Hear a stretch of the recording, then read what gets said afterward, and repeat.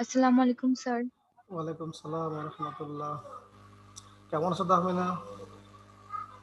জি sir, আলহামদুলিল্লাহ ভালো। আপনি কেমন আছেন? আলহামদুলিল্লাহ।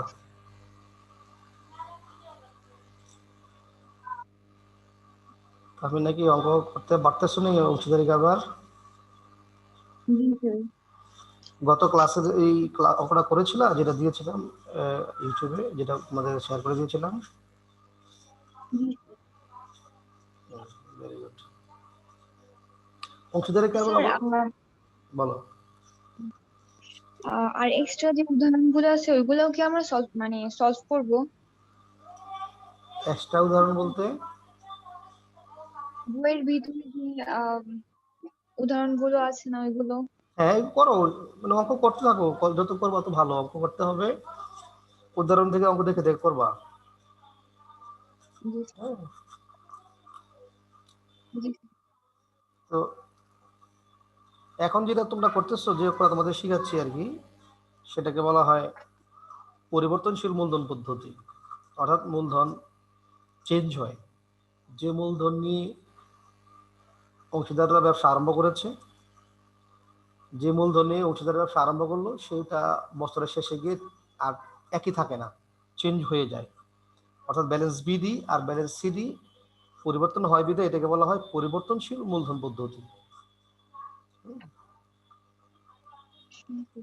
এখানে তিনটা মূলধনের অঙ্ক আছে। একটাকে বলা হয় পরিবর্তনশীল মূলধন পদ্ধতি, একটাকে বলা হয় স্থায়ী মূলধন পদ্ধতি, আরেকটাকে বলা হয় পুনঃসমন্বিত মূলধন পদ্ধতি। পুনঃসমন্বিত মূলধন পদ্ধতি।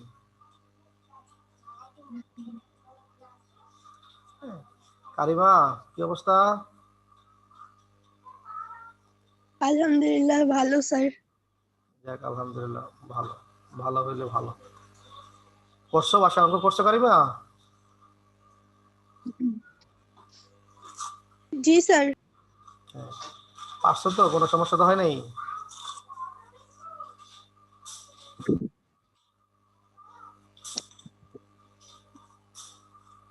পেরেছো করতে?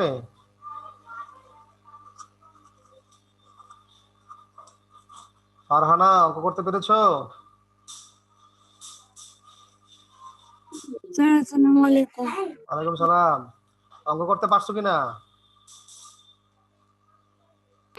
জি স্যার। অঙ্ক করতে পেরেছো? গত ক্লাসে যে অঙ্কটা দিয়েছিলাম সেটা করতে পারছো? স্যার আমি প্রিভিয়াস ক্লাসে ছিলাম না। ছিল না? আমি তো অঙ্কটা ইয়ে দিয়ে দিই, তোমাদের গ্রুপে দিয়ে দিয়েছি না? দেখিনি স্যার। হ্যাঁ হ্যাঁ, দেখোই নাই। এত কি ব্যস্ত থাকো, হ্যাঁ? স্যার ব্যস্ত, অনেক ব্যস্ত আছি এই, কয়েকদিন ধরে, এর জন্য আমি ক্লাসও ঠিক মতো করতে তাহলে পারতেছি না। ইলেকশন করবা? না, ইলেকশন না, তা কিসের বাসায় অনেক মানুষ আসছে তো এটার জন্য। ভাষায় মানুষ আসলে তোমার পড়াশোনা ব্যাঘাত ঘটে, এইরকম হইলে হবে কেমনে? আমি তো ভাবলাম তুমি ইলেকশন করবা সবারই কিনা। হয় স্যার।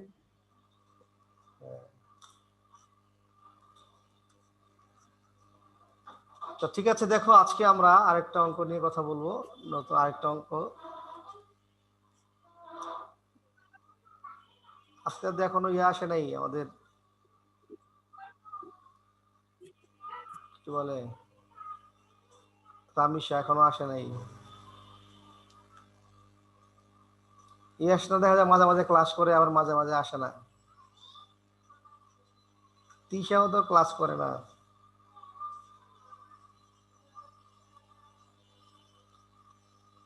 আচ্ছা দেখ, খেয়াল করে দেখো।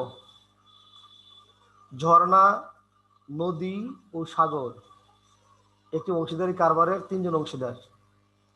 এই অঙ্কটার মধ্যে আমি তোমাদের জন্য দুইটা গুরুত্বপূর্ণ প্রবলেম এনেছি। তোমরা যদি ভালো করে মনোযোগ দাও, খেয়াল করো, তাহলে বুঝতে পারবা। আমি বারবারই বলে থাকি যে প্রথম 2 দিনের ক্লাসে যাদের কাছে ওই চার্টগুলো ভালো করে পড়া আছে, যে কয়টা টিকা লিখে দিয়েছি টিকাগুলো যাদের পড়া আছে, তাদের জন্য অঙ্ক করা কষ্ট হবে না, প্রবলেম কম হবে। এখানে বলেছি তারা কারবারের লাভ লোকসান তাদের প্রারম্ভিক মূলধন অনুপাতে বন্টন করে। তাদের যে লাভ বা ক্ষতি হবে, এর আগের অঙ্কে তোমাদেরকে অনুপাত দেওয়া ছিল 3:2:1। গত ক্লাসে তোমাদের দিয়েছিলাম 2 ভাগের 1, 3 ভাগের 1, 6 ভাগের 1। সে 3 ভাগের 1, 2 ভাগের 1, 6 ভাগের 1 যে ভগ্নাংশ দেওয়া ছিল সেটাকে কিভাবে অনুপাতে রূপান্তর করতে হয় তোমাদের সেটা দেখিয়েছি। তোমরা কি ভগ্নাংশকে অনুপাতে রূপান্তর করতে পারো এখন? আমিনা? জি স্যার। কারিমা, ভগ্নাংশকে কি অনুপাতে রূপান্তর করতে পারো তো? জি স্যার। Very good. আজকে দেখো বলা আছে এখানে যে মুনাফা বন্টন হবে মূলধন অনুপাতে। ও ভগ্নাংশ দেওয়া নেই বা খাঁটি অনুপাত সেটাও দেওয়া নেই, শুধু বলা আছে তাদের যে প্রারম্ভিক মূলধন সেই মূলধন অনুপাতে মুনাফা বন্টন করা হবে। প্রারম্ভিক মূলধন হচ্ছে ওইটা যেটা বছরের শুরুতে জানুয়ারির 1 তারিখে যে মূলধন দেওয়া থাকে, যেটা এখানে ঝর্ণার আছে 4 লাখ টাকা, নদীর আছে 3 লাখ টাকা এবং সাগরের আছে 2 লাখ টাকা। এটি তাদের অনুপাত হবে 4 লাখ অনুপাত 3 লাখ অনুপাত 2 লাখ। এটাকে বলা হয় প্রারম্ভিক মূলধন অনুপাত। তো আমরা তাদের মধ্যে মুনাফাটা এই মূলধন অনুপাতে ভাগ করে দেব। অংশীদারি চুক্তি অনুযায়ী মূলধন ও উত্তোলনের উপর 10% হারে সুদ ধার্য করতে হবে। সার্বক্ষণিক দায়িত্ব পালনের জন্য ঝর্ণা ও সাগর মাসিক 4,000 ও 3,000 টাকা করে বেতন পাবে। অর্থাৎ ঝর্ণা পাবে মাসে 4,000 টাকা, সাগর পাবে মাসে 3,000 টাকা করে বেতন পাবে। ঝর্ণা তার বেতন নগদে গ্রহণ করেছে। দুজনের মধ্যে একজন অর্থাৎ ঝর্ণা বেতন নগদে গ্রহণ করেছে, তার মানে সাগর তার বেতন নগদে গ্রহণ করে নাই। এই নগদে গ্রহণ করেছে কি করে নাই এই কথার উপর ভিত্তি করে আমরা বেতনকে কোথায় লিখবো বা লিখবো না বিষয়টা তোমাদের মনে আছে কি? তাহলে করতে পারবা?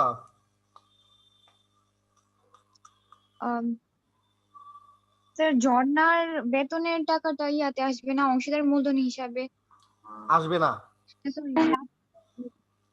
ঝর্ণার টাকাটা লাভ লোকসান বন্টন হিসাবে ডেবিট দিকে যাবে। যাবে কিন্তু মূলধন হিসাবে যাবে না। যাবে না, কারণ নগদে গ্রহণ করেছে। নগদ। জি তাহলে সাগরের বেতনটা তাহলে মূলধন হিসাবে আসবে। যাবে। ফাইন। আচ্ছা, খেয়াল করো। তাহলে এখানে বেতনের একটা বিষয় তোমরা পাইলা যে একজনের বেতন নগদে গ্রহণ করেছে বিদায় তারটা মূলধনে যাবে না, আর যে বেতন নগদে গ্রহণে করে নাই তার বেতনটা মূলধন হিসেবে যাবে। সম্ভাব্য মুনাফার আশায় ঝর্ণা প্রতি সপ্তাহে 500 টাকা, নদী প্রতি মাসের প্রথমে 2,000 টাকা, সাগর প্রতি মাসের শেষে 1500 টাকা করে নগদ উত্তোলন করে। দেখো এখানে উত্তোলনের 3টা অপশন দেওয়া হয়েছে। এখানে উত্তোলনের 3টা বিকল্প আছে। একটা হচ্ছে ঝর্ণা প্রতি সপ্তাহে উত্তোলন করে, নদী প্রতি মাসের প্রথমে উত্তোলন করে, সাগর প্রতি মাসের শেষে উত্তোলন করে। তোমরা কে বলতে পারবা যে ঝর্ণার উত্তোলনের সূত্র কেমনে বের করবো? ঝর্ণার উত্তোলনের সূত্র বের করবো কিভাবে? স্যার 500-কে 52 দিয়ে গুণ করে তারপর 10% করে তারপরে 6 দিয়ে গুণ করব আর 12 দিয়ে ভাগ করব। Very good, very good. হ্যাঁ, এটাই করব। যেহেতু 52 সপ্তাহ 1 বছর, সেহেতু আমরা এই 500-কে 52 দিয়ে গুণ করব। তাইলে আমরা 1 বছরের উত্তোলন পাবো। সে 1 বছরের উত্তোলনকে আগে 10% করব। যেহেতু এইভাবে উত্তোলন করলে সুদ হয় 6 মাসের, সেহেতু সেই সুদকে 12 দিয়ে ভাগ 6 দিয়ে গুণ করব। Fine, very good. নদী প্রতি মাসের প্রথমে উত্তোলন করছে 2,000 টাকা। কারিমা বলো এই সুদটা কেমনে বের করবা? নদীর সুদরা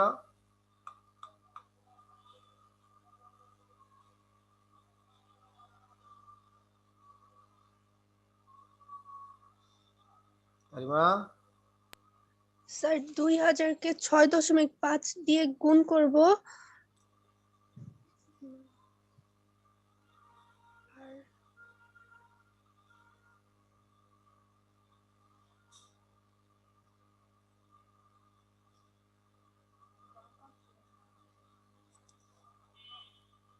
2000 সরাসরি 5 দিয়ে গুণ করলে শোধ হবে?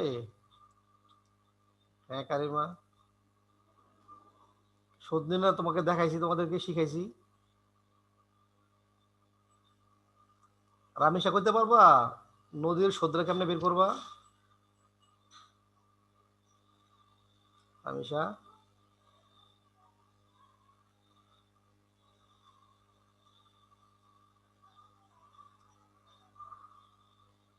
হ্যালো রামেশা,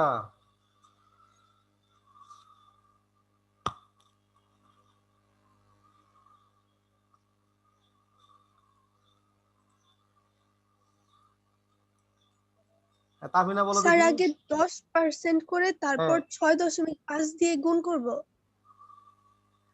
হ্যাঁ 10% করে 6.5 দিয়ে গুণ করবা, এটাও হবে, এটা হবে। আর আমি তোমাদের যেটা বলেছি যে 2000-কে আগে 12 দিয়ে গুণ করব, গুণ করে তারপরে 10% করব, 10% করে 12 দিয়ে ভাগ, 6.5 দিয়ে গুণ, এটাও হবে। স্যার 12 দিয়ে কেন গুণ করব? 12 দিয়ে এই জন্য গুণ করব যেহেতু সে প্রতি মাসে উত্তোলন করে 2000, আর আমরা হিসাব করি 1 বছরের, তাই না? জি স্যার। 1 বছরে তো 12 মাস, এজন্য হ্যাঁ মোট উত্তোলন বের করার জন্য এটাকে 12 দিয়ে গুণ করব। আচ্ছা স্যার। গুণ করে তারপরে 10% করে 12 দিয়ে ভাগ 6.5 দিয়ে গুণ, তাহলে শোধরা বের হবে, এটা একটা উপায়। আর তুমি যেটা বলেছো 2000-কে 10% করে 6.5 দিয়ে গুণ, এটাও হবে।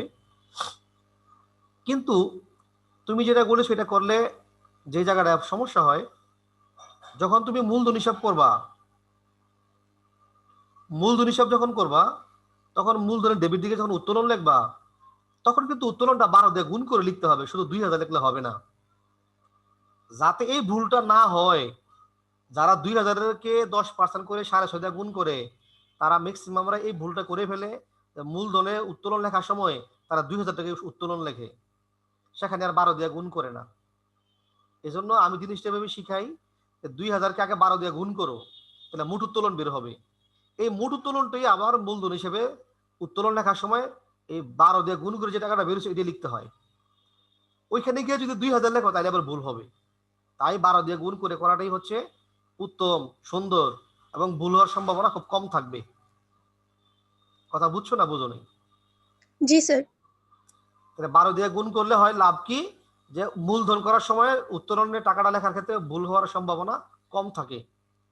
আর শুধু 2000-এর 10% করে 6.5 দিয়ে গুণ করলে মূলধন হিসেবে উত্তোলন লেখার সময় ভুল হওয়ার সম্ভাবনাটা বেশি থাকে। আর তুমি যদি পারো যে দুইভাবেই করা যায়, তাহলে তুমি দুইটি তোমার জন্য রাইট, যে তুমি এইভাবে করতে পারো, 12 দিয়ে গুণ করে করতে পারো, না করে করতে পারো, বাট মূলধনে উত্তোলন লেখার সময় কিন্তু 12 দিয়ে গুণ করে লিখতে হবে, সেখানে 12 দিয়ে গুণ না করে লিখলে ভুল হবে। এই হচ্ছে ব্যাপার। তো সাগরের ব্যাপারে এরকম সেম, সাগর প্রতি মাসের শেষে 1500 টাকা করে উত্তোলন করেছে। সাগরেরটাও আমরা সেম ভাবেই বলবো যে 1500-কে আগে 12 দিয়ে গুণ দিব, 10% করব, তারপরে 12 দিয়ে ভাগ, 5.5 দিয়ে গুণ দিলে শোধ বের হয়ে যাবে। ঠিক আছে, বলো কারো কোনো প্রশ্ন আছে উত্তোলনের শোধ নির্ণয়ের ব্যাপারে? নাফিসা? স্যার প্রতি সপ্তাহেরটা আবার একটু বলে দেন। প্রতি সপ্তাহেরটা, হ্যাঁ ফাইন, বলে দিচ্ছি। যেহেতু ঝর্ণা প্রতি সপ্তাহে 500 টাকা উত্তোলন করে, তো আমরা তো হিসাব করবো যেহেতু এক বছরে হয় 52 সপ্তাহ, 52 সপ্তাহ 1 বছর। যেহেতু 52 সপ্তাহ 1 বছর, আর সে সপ্তাহে একবার উত্তোলন করে, তাহলে সে 52 সপ্তাহে 52 বার উত্তোলন করেছে। এজন্য 500-কে আগে 52 দিয়ে গুণ দিতে হবে। 500-কে যদি 52 দিয়ে গুণ দিই, তাহলে আমরা মোট উত্তোলন পাবো। যখন মোট উত্তোলন পাবো, এবার মোট উত্তোলনকে 10% করে শোধ বের করবো। 10% করে শোধ বের করলে সেই শোধকে 12 দিয়ে ভাগ, 6 দিয়ে গুণ, কারণ প্রতি সপ্তাহে উত্তোলন করলে সেই শোধরা ধরতে হয় এভারেজে 6 মাসের। গড় পদ্ধতিতে শোধ হয় 6 মাসের। তো যেহেতু 6 মাসে শোধ হয়, তাই মোট উত্তোলনের 10% বের করে 12 দিয়ে ভাগ, 6 দিয়ে গুণ করতে হবে, তাহলে উত্তোলনের শোধ বের হবে। ঠিক আছে কারিমা? হ্যাঁ জি স্যার। Very good.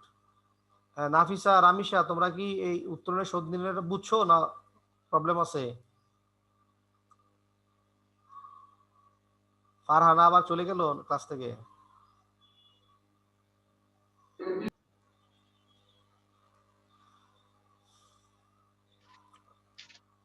আচ্ছা, তাহলে সবাই বুঝছো, ভেরি গুড।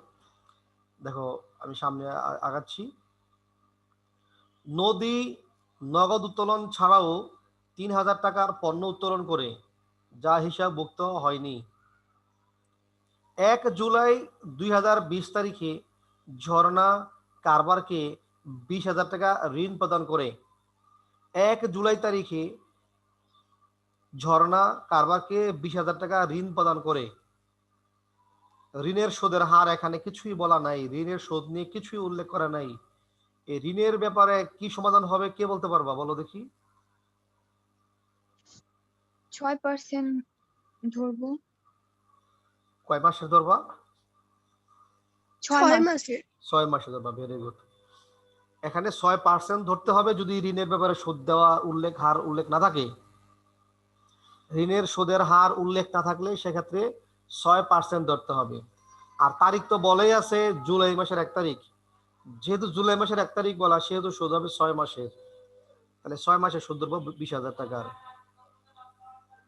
এরপরে বলা আছে সাগরের বেতন ডেবিট করার পর ও অন্যান্য সমন্বয়গুলো সাধন করার পূর্বে, সাগরের বেতন ডেবিট করার পর ও অন্যান্য সমন্বয়গুলো হিসাবভুক্ত করার পূর্বে কারবারের নিট মুনাফা দাঁড়ায় ১,৯৫,১৭৫ টাকা। এই যে এখানে লেখা আছে সাগরের বেতন ডেবিট করার পর, তার মানে সাগরের বেতনটা কোথায় যাবে না আর কোথায় যাবে? লাভ লোকসান বন্টন হিসাবে যাবে না, আর অংশীদারদের মূলধন হিসাবে ক্রেডিট দিকে যাবে। যাবে, ভেরি গুড। আর ঝর্ণাটা তো এখন ডেবিট করার কথা বলা হয় নাই, তাহলে ঝর্ণার বেতন কি আবন্টনে যাবে কি যাবে না? যাবে। যাবে। তাহলে দেখো এখানে বেতনের অপশন দুইটা তোমাদের এখানে আমি দিয়েছি।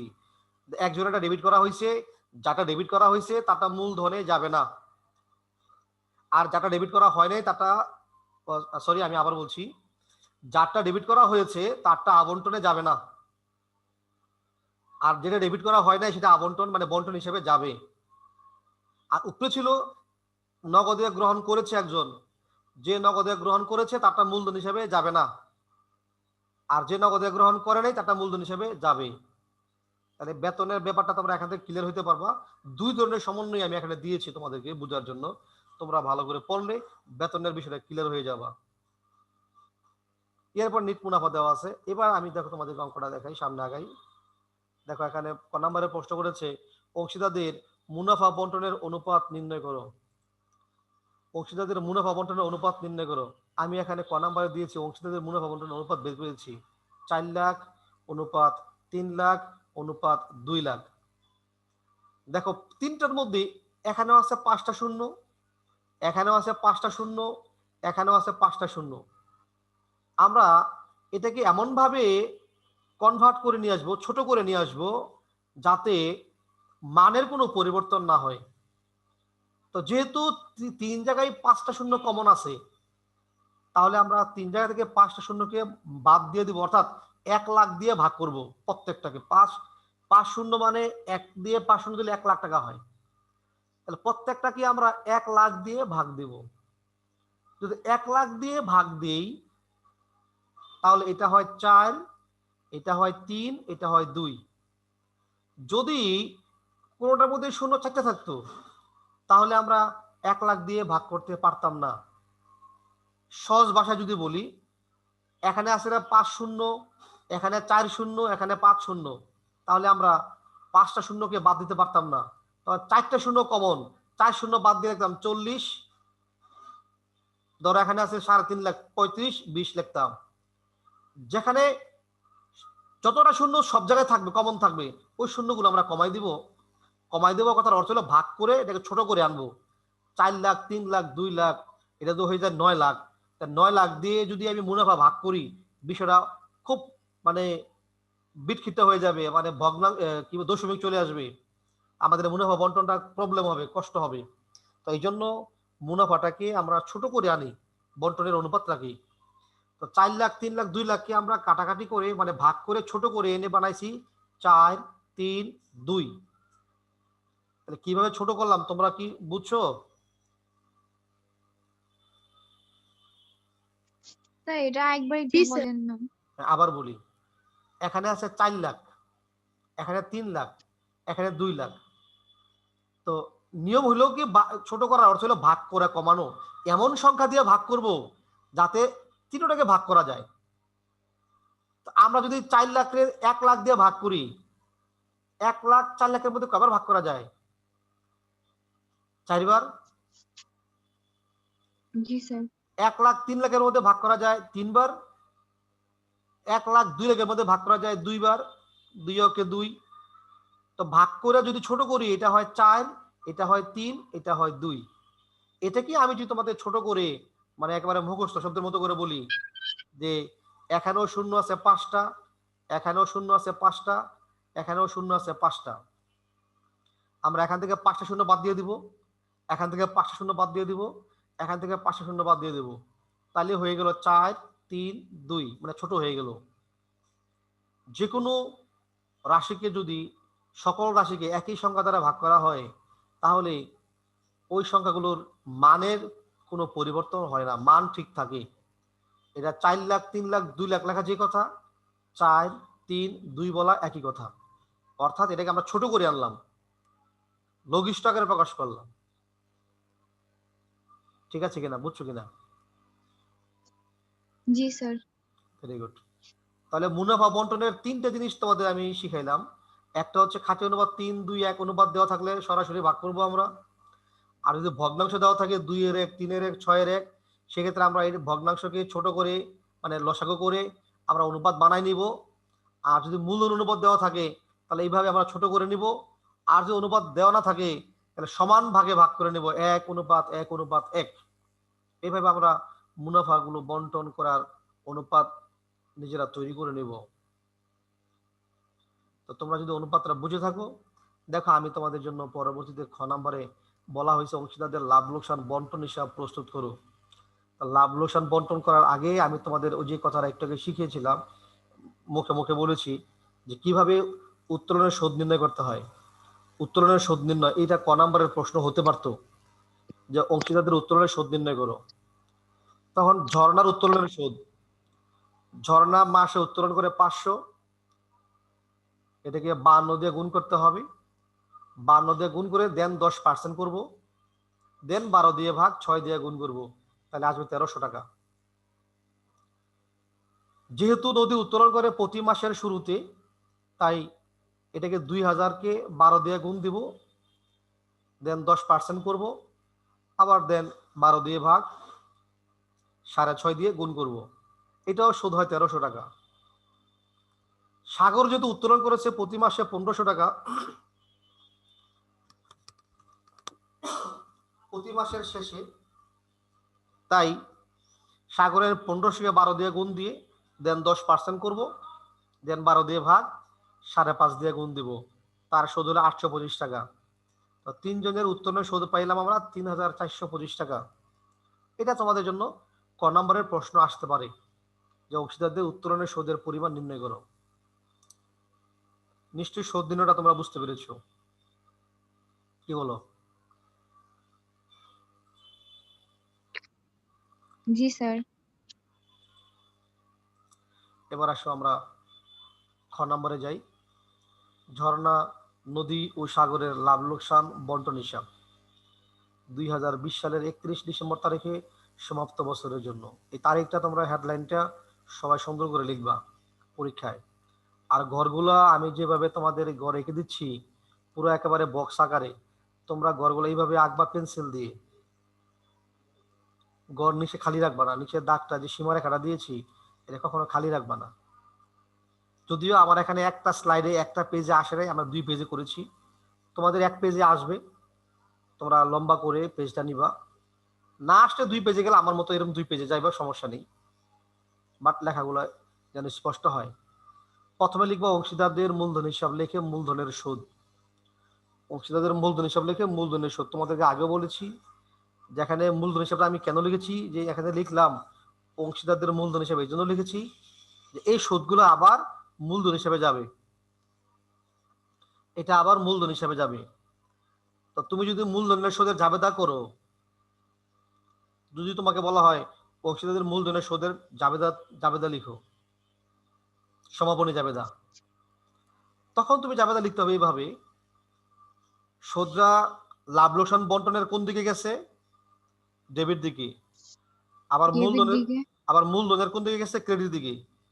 তাই মূলধনের সুদে জাবেদা লিখবা, ধরো ঝর্ণার সুদে জাবেদা লিখবা লাভ লোকসান বন্টন হিসাব ডেবিট, ঝর্ণার মূলধন হিসাব ক্রেডিট। আর যদি একসাথে লিখি তাহলে একসাথে লিখবো লাভ লোকসান বন্টন হিসাব ডেবিট, অংশীদারদের মূলধন হিসাব ক্রেডিট। যদি নদীর মূলধনের সুদে জাবেদা লিখি লাভ লোকসান বন্টন হিসাব ডেবিট, নদীর মূলধন হিসাব ক্রেডিট। কারণ এটা একবার লাভ লোকসান বন্টনে ডেবিট দিকে যায়, আবার মূলধন হিসেবে ক্রেডিট দিকে যায়, এই জন্য জাবেদায়ও মূলধনের ক্রেডিট দিকে যাবে আর বন্টন হিসাব ডেবিট হবে, এটা সমাপনী জাবেদা। তোমাকে প্রশ্ন হইতে পারে যে অংশীদারদের মূলধনের সুদের জাবেদা লিখো বা সমন্বয় করা জাবেদা লিখো, অথবা মূলধনের সুদের সমাপনী জাবেদা দাও, তখন তুমি জাবেদা এভাবে লিখবা লাভ লোকসান বন্টন হিসাব ডেবিট, অংশীদারদের মূলধন হিসাব ক্রেডিট। একজনেরটা বললে, ঝর্ণার যদিটা বলে বলবা ঝর্ণার সুদ লেখার সময় লাভ লোকসান বন্টন হিসাব ডেবিট, ঝর্ণার মূলধন হিসাব ক্রেডিট, এটা হবে জাবেদা। এরপরে এখানে ছিল যে ঝর্ণা প্রতি মাসে বেতন পায় 4,000 টাকা। যেহেতু ঝর্ণার বেতন ডেবিট করা হয় নাই, সেহেতু ঝর্ণার বেতন বন্টন হিসাবে আসবে। এখানে একজন বিদায় আমরা লিখছি ঝর্ণার মূলধন হিসাব। যদি ঝর্ণার সাগর হইতো তখন লিখতাম অংশীদারদের মূলধন হিসাব, লেখা লিখতাম ঝর্ণার বেতন, সাগরের বেতন, ঝর্ণার বেতন, সাগরের বেতন। যেহেতু এখানে অংশীদার মাত্র একজন, তাই আমরা লিখছি ঝর্ণার মূলধন হিসাব লেখা শুধু বেতন, এই বেতন মানে এটা ঝর্ণার বেতন 4,000 গুণ 12, তাহলে সে বেতন পাইলো 48,000 টাকা। সে বেতন পেয়ে গেল বছরে 48,000 টাকা। এরপরে ক্রেডিট দিকে তুমি প্রথমেই লিখবা নিট মুনাফা, যেটা দেওয়া আছে বিশদ আয় বিবরণী লিখে নিট মুনাফা স্থানান্তরিত হয়েছে, নিট মুনাফাটা লিখবা, এটা অঙ্কে দেওয়া আছে। এবার অংশীদারদের মূলধন হিসাব লেখা উত্তোলনের সুদ, ঝর্ণা, নদী, সাগর। আমি যদি তোমাদেরকে প্রশ্ন করি যে উত্তোলনের সুদের সমাপনী জাবেদা দাও, তাহলে কি জাবেদা লিখবা বলো দেখি, কে বলতে পারো? উত্তোলনের সুদের যদি জাবেদা করতে বলি, জাবেদা কেমনে লিখবা? লাভ লোকসান হিসাব ডেবিট, অংশীদারদের উত্তোলন হিসাব ক্রেডিট। অংশীদারদের উত্তোলন হিসাব নামে কোনো হিসাব আছে করেছো কারিমা? উত্তোলনের সুদ হিসাব ক্রেডিট। আর এটা কি লাভ লোকসান আবন্টনের ডেবিট দিকে গেছে? তুমি যে আবন্টন ডেবিট বলেছো কারিমা, আবন্টন ডেবিট হবে? ক্রেডিট হবে। ক্রেডিট হবে। আর কোন দিকে আর গেছে, কোথায় এটা, আর কোথায় গেছে এটা, আর কোথায় গেছে বলো তো? উত্তরের সুদরা আর কোথায় গেছে?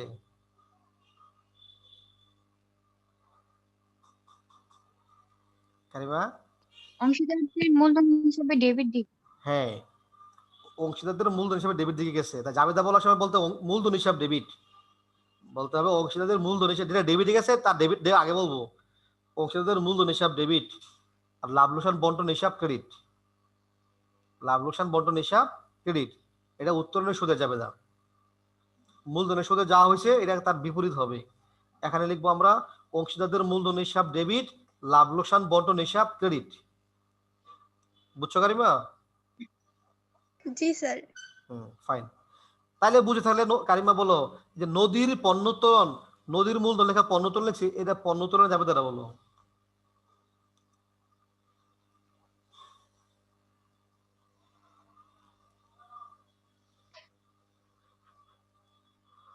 বলো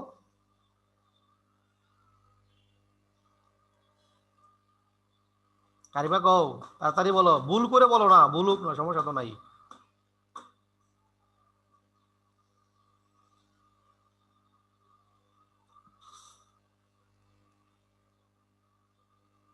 কারিমা, স্যার অংশীদারদের মূলধন হিসেবে এটা যায় না পণ্য উত্তোলন? অবশ্যই যায়, অবশ্যই যায়। তাহলে অংশীদারদের মূলধন এখানে হিসাব ডেবিট হবে আর হ্যাঁ, লাভ লোকসানে ক্রেডিট হবে। কারিমা এখানে অংশীদার বলবা না। কেন বলবা না অংশীদার? এখানে তো একজন ও নদী, নদী আছে শুধু একজন। তাই বলবা নদীর মূলধন হিসাব ডেবিট, নদীর মূলধন হিসাব ডেবিট, আর ডেবিট লাভ লোকসান বন্টন হিসাব ক্রেডিট। ক্রেডিট। এবার বুঝছো? জি স্যার। আবার বলো কি যাবে, দাও বলবা। নদীর মূলধন হিসাব ডেবিট আর লাভ লোকসান হিসাব ক্রেডিট। লাভ লোকসান বন্টন হিসাব ক্রেডিট, লাভ লোকসান বন্টন হিসাব ক্রেডিট। লাভ লোকসান বন্টন হিসাব ক্রেডিট।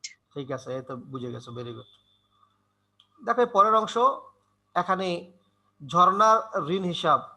ঋণের সুদ কখনো মূলধন হিসেবে যায় না, ঋণের সুদ মূলধনে যায় না বিধায় আমরা এখানে মূলধন লিখবো না, আমরা এখানে লিখবো,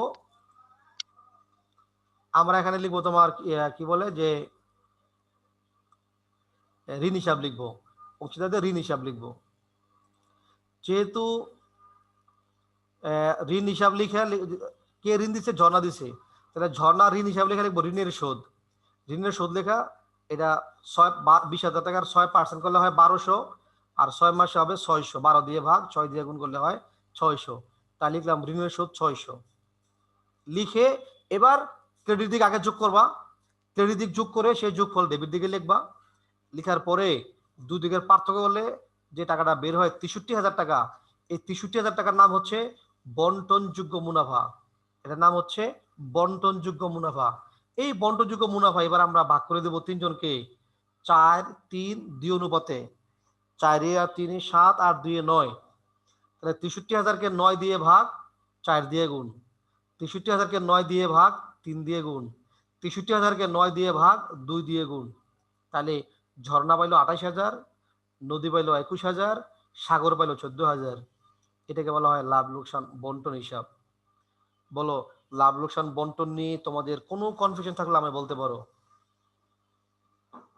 যদি তোমাদের যে কারো কোনো যদি কনফিউশন থাকে।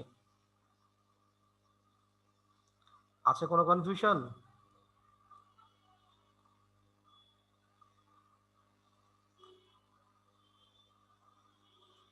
নেই। দেখো মূলধন হিসাব, ঝর্ণা, নদী ও সাগরের মূলধন হিসাব লিখিয়ে প্রথমে আমরা লিখবো ব্যালেন্স বিডি। জানুয়ারির 1 তারিখ দেয়া ব্যালেন্স বিডি লিখে, ঝর্ণা টাকা, ঝর্ণার ঘরে 4 লাখ, 3 লাখ, 2 লাখ, এটা অঙ্কে দেওয়া আছে, উদ্দীপকে দেওয়া থাকে যে বছরের শুরুতে যে প্রারম্ভিক মূলধনটা দেওয়া থাকে, সেই প্রারম্ভিক মূলধনটাকে আমরা এখানে ব্যালেন্স বিডি হিসাবে লিখব। ব্যালেন্স বিডি হিসাবে লিখে তারপরে তোমার যেটা করতে হবে, ডিসেম্বর 31 তারিখ দিয়ে ওই লাভ লোকসান বন্টন থেকে, লাভ লোকসান বন্টন থেকে যে জিনিসগুলো আমরা এখানে মূলধন হিসাবে লিখেছিলাম, সেই জিনিসগুলো আমরা এখানে নিয়ে আসবো। লাভ লোকসান বন্টনের নাম দিয়ে আমরা সেই জিনিসগুলো এখানে নিয়ে আসবো। নিয়ে আসে যেমন এখানে লাভ লোকসান বন্টন হিসাব, এই লাভ লোকসান বন্টন নাম দিয়া ওখানে ছিল মূলধনের সুদ, এটা একটা ছিল, বেতন ছিল, আর মুনাফার অংশ ছিল। তো মূলধনের সুদ, অ্যাকচুয়ালি মূলধনের সুদ হলে তোমার মূলত এইটা। তো মূলধনের সুদ তো তিনজনেই পাইছে, 40, 30 আর হলো 20। বেতন, বেতন শুধু আসলো এখানে সাগরেরটা। সাগরটা কেন আসছে? ঝর্ণাটার ব্যাপারে বলা ছিল যে ঝর্ণা তার বেতন নগদে গ্রহণ করে ফেলেছে। যেহেতু ঝর্ণা তার বেতন নগদে নিয়ে গেছে, তাই ঝর্ণার বেতনটা আর মূলধন হিসেবে যাবে না। আর মুনাফার অংশ এখানে আমরা তিনজনেরটাই লিখবো, লিখলাম। যেটা আবন্টনের ডেবিট দিকে ছিল, এটা এখানে ক্রেডিট দিকে লিখে দিলাম। এদিকে উত্তোলন, উত্তোলন দেখো পুরো বছরের উত্তোলনটা এখানে আসবে। তার 26,000 টাকা, 500 গুণ 52, তার 24,000, 2,000 গুণ 12, তার 18,000, 1500 গুণ 12, এটা হলো মোট উত্তোলন। লিখে এই উত্তোলন কিন্তু লাভ লোকসান আবন্টন থেকে আসে নাই, উত্তোলন কিন্তু সরাসরি এখানে চলে আসছে, তাই এখানে লাভ লোকসান আবন্টন লেখার দরকার নেই। এখানে এসে লিখবো লাভ লোকসান আবন্টন। লাভ লোকসান আবন্টন লিখে উত্তোলনের শোধ, অর্থাৎ যেটা লাভ লোকসান আবন্টন থেকে আসছে, লাভ লোকসান বন্টন থেকে আসছে, তার উপরে আমরা লাভ লোকসান বন্টন লিখবো। তো লাভ লোকসান বন্টন লিখে উত্তোলনের সুদ আর পণ্য উত্তোলন এই দুইটা আসছে লাভ লোকসান বন্টন থেকে। এবার আমরা এদিক দুই দিক যোগ বিয়োগ করব। আগে ক্রেডিট দিক যোগ করব মূলধনের, ক্রেডিট দিক যোগ করলে এই সবগুলো যোগ করে এই টাকাটা বের হইছে, এটা আমরা আইসা লিখবো ডেবিট দিকে। এবার উপরের দুইটা মাইনাস করলে এই ব্যালেন্স সিডি বের হবে, এই ব্যালেন্স সিডি বের হবে। আবার নদীর ওই সব টাকা যোগ করে এখানে লিখবো 3,51,000, এইটা এনে আমরা এখানে লিখবো। এবার নদীর উপরের গুলা মাইনাস করলে তার ব্যালেন্স সিডি বের হবে। সেম ভাবে সাগরের আমরা সব যোগ করে এখানে লিখবো। এই যোগফল নিয়ে আমরা আইসা সাগরের এই ঘরে লিখবো। এবার সাগরের 18,000 আর 825 যদি মাইনাস করে দেই তাহলে সাগরের ব্যালেন্স সিডি বের হবে। 2020 সালের 31 ডিসেম্বর তারিখে যে ব্যালেন্স সিডিটা বের হইল, এটা আবার আমরা 2021 সাল দিয়া 2021 জানুয়ারি 1 তারিখ দিয়া নাম লিখবো ব্যালেন্স বিডি। এই ব্যালেন্স বিডি আমরা এখানে লিখে দেব ব্যালেন্স বিডি। এটাকে বলা হয় অংশীদারদের মূলধন হিসাব। বলো মূলধন হিসাবটা নিয়ে তোমাদের কারো কোনো কনফিউশন আছে, কারো কোনো প্রশ্ন আছে মূলধন হিসাব নিয়ে?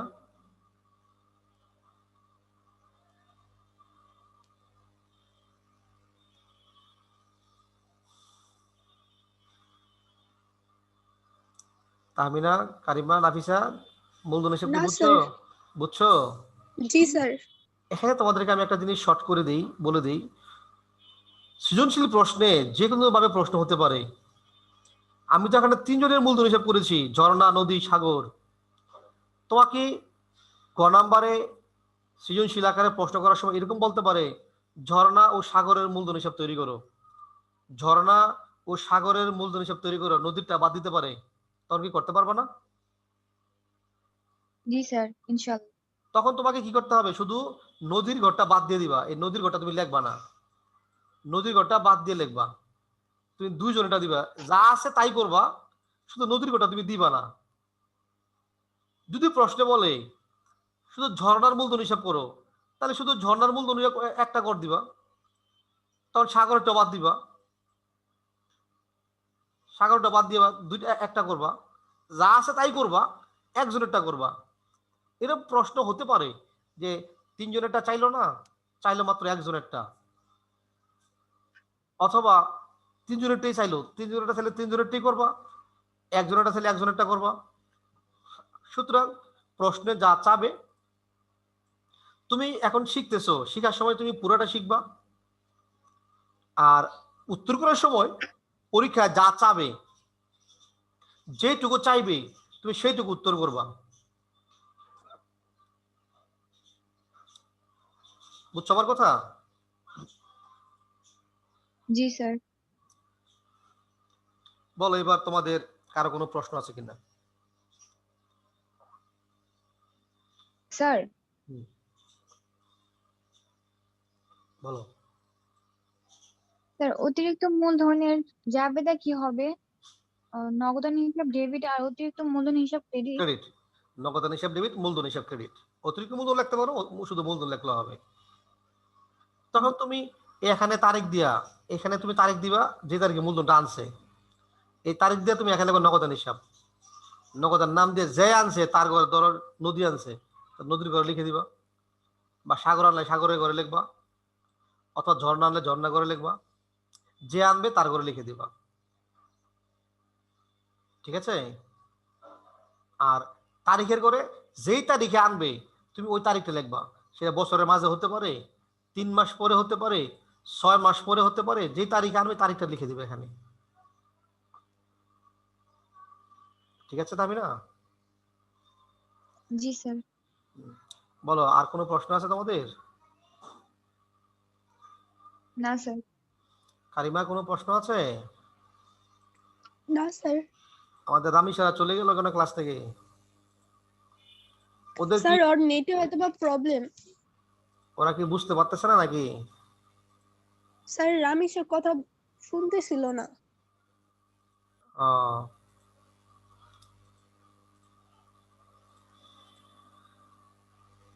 তো তোমরা অঙ্কগুলা করো, বুঝছো, যে এগুলো আমি ক্লাসে দিচ্ছি, আমি তো মোটামুটি একটা অঙ্কগুলা স্ট্যান্ডার্ড অঙ্ক তৈরি করে দিচ্ছি তোমাদেরকে, যেগুলো পরীক্ষা আসার মতো আর কি।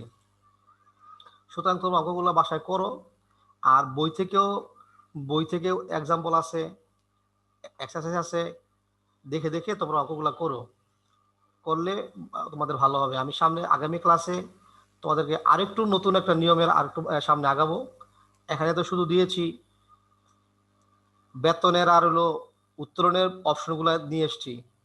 আগামী ক্লাসে তোমাদেরকে আরেকটা নতুনত্ব দিব, এভাবে আমরা ওদের সামনে আগাবো ইনশাল্লাহ। তো তোমরা বাসায় প্র্যাকটিস করো, প্র্যাকটিস করলে ভালো হবে ইনশাল্লাহ। ঠিক আছে? জি তো স্যার। যদি তোমাদের আর কোনো প্রশ্ন না থাকে তাহলে আমরা আজকে এখানে শেষ করি। তো সবাইকে অসংখ্য ধন্যবাদ। স্যার আসসালামু আসসালামু আলাইকুম। আলাইকুম স্যার। ওয়ালাইকুম আসসালাম ওয়া রাহমাতুল্লাহ।